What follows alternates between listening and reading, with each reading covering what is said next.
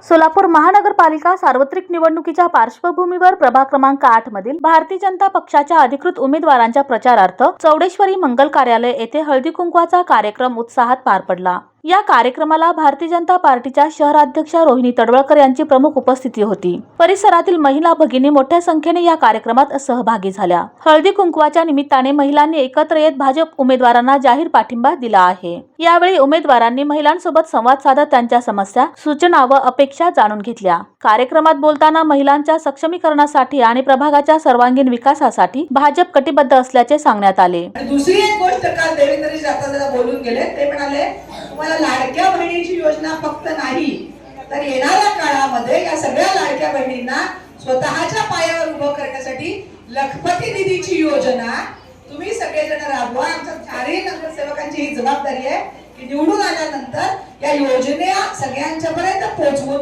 यातल्या माझ्या ताई आहेत, बहिणी आहेत, माझ्या भगिनी आहेत, त्या सगळ्यांना ज्यांना हे उद्योग करायचे आहे, ज्या स्वतःच्या पायावर उभा राहू इच्छितात, त्यांना लखपती निधीमध्ये सामायिक करून घ्यावं आणि त्या योजनेचा आढावा स्वतः मुख्यमंत्री नगरसेवकांच्याकडे घेणार आहेत। त्यामुळे या योजनेमध्ये जास्तीत जास्त मुलींनी ज्यांना आता स्वतःसाठी काहीतरी करायचंय, नवीन स्टार्टअप करायचं आहे, त्यांच्यासाठी ही योजनेमध्ये सामील व्हावं अशा प्रकारची मी विनंती करते। त्यामुळे आपली सगळी कामं करतायत। आतापासूनच बाजरीची भाकरी, शेंगाची पोळी, चटणी सगळं करून ठेवा।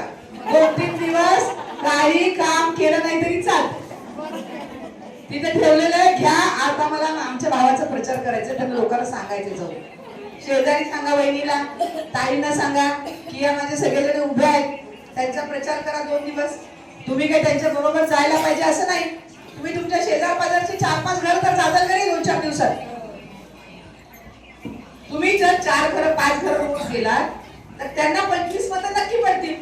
मंगलताईंनी जायचं, संध्याकाळी शेजारच्या घरामध्ये 5-6 घरी जायचं आणि त्यांनी सांगायचं, जवळव्यक्तींनी जायचं त्यांच्या आमच्या गल्लीमध्ये समोरच्या सगळ्या घरांकडे जायचं आणि त्यांना सांगायचं की हे 4 उमेदवार आहेत आणि या 4 उमेदवारांना आपल्याला कमळाच्या समोरचं बटन दाबायचं आहे आणि हे करायला नक्की माझ्यासाठी, कारण परत या सगळ्यांचा सत्कार करायला मी परत इथे येणार आहे। आपण सगळ्यांना परत जमूया 16 तारखेला।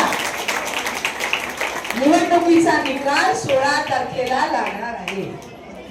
त्यामुळे सगळ्यांनी अभिमानाने सांगायचं की येणाऱ्या 16 तारखेला गुलाल लावण्यासाठी, देवीचं दर्शन घेण्यासाठी, त्याला नारळ फोडण्यासाठी आणि सगळीकडे पेढे वाटण्यासाठी आम्ही सगळेजण परत येणार, कारण आमचे 4ही कमळावरचे उमेदवार निवडून आणणार आहोत आम्ही। या हळदी कुंकवाच्या कार्यक्रमामुळे प्रभागात भाजपच्या प्रचाराला चांगली चालना मिळाल्याचे चित्र दिसून आले।